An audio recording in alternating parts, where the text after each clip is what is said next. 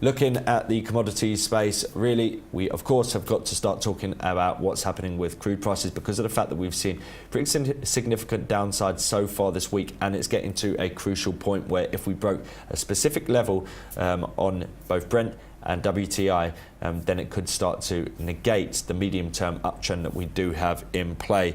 Now, looking at the chart for Brent, this is the daily time frame that we're looking at here, and you can see that clearly we have a very well established uptrend in play, but so far last 4 trading days have seen it trade within the red. And if we look on the 4-hour chart, we can see that we have this 76.4 has been reached and now found as newfound resistance. So that's a bit of a warning sign, but I'm going to hold on to this, and I'm going to say I'm bullish until we break this 48.67. If we do so, then fair enough.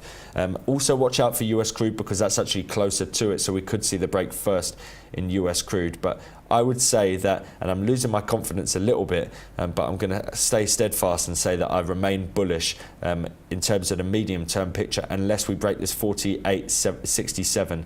If we do so, fair enough, we get an hourly or 4-hourly close below there, then certainly that's very significant. But until then, I'm sort of looking out for some sort of bottoming pattern to show that we could be getting some sort of resurgence. Clearly on the hourly time frame, we haven't seen that yet, and in the short term, we're in a very clearly defined downtrend over the last week. So I would only really be looking to get long should we actually see some sort of bottoming pattern, like a nice double bottom or a nice inverse head and shoulders formation.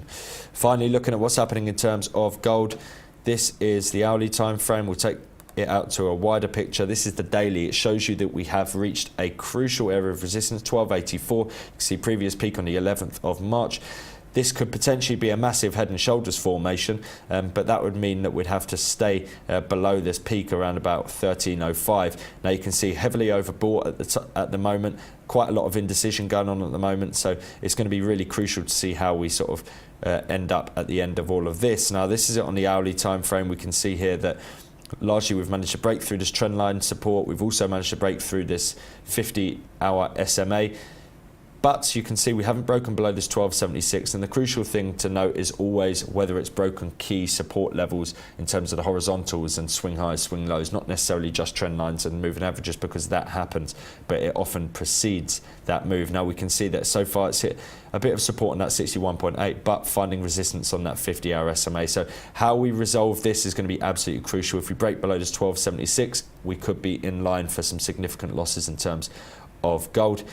Alternately, we're clearly within an uptrend over the last, say, couple of weeks, and therefore there is a good chance that we're actually just going to push on and manage to reach back towards this 1290. It's all going to be down to how we respond to this area, this retracement that we're seeing at the moment, and whether we manage to break back above this trend line and simple moving average resistance.